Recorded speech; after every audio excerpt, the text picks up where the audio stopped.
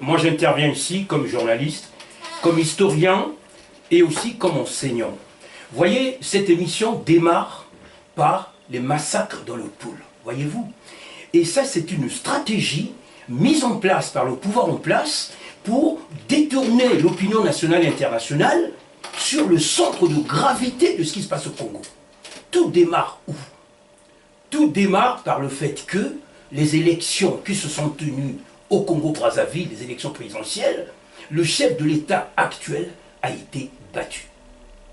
Et pour détourner l'opinion, on nous fabrique une conspiration militaire dans le pôle. Mais attendez, il ne faut pas prendre les Congolais pour des poussins, ils sortent de l'œuf.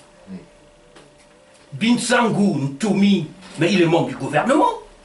Il n'a pas démissionné. Comment pouvait-il entretenir des miliciens?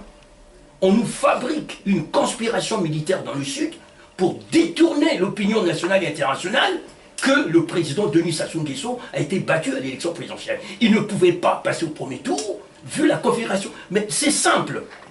Dans ce premier tour, vous avez l'image du premier tour des élections de 1992.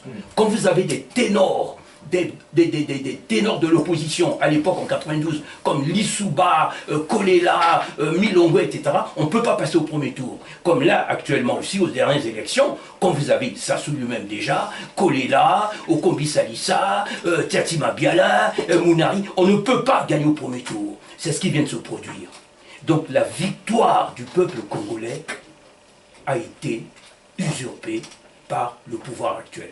C'est ça. Et pour détourner l'opinion, on nous fabrique la crise du pôle.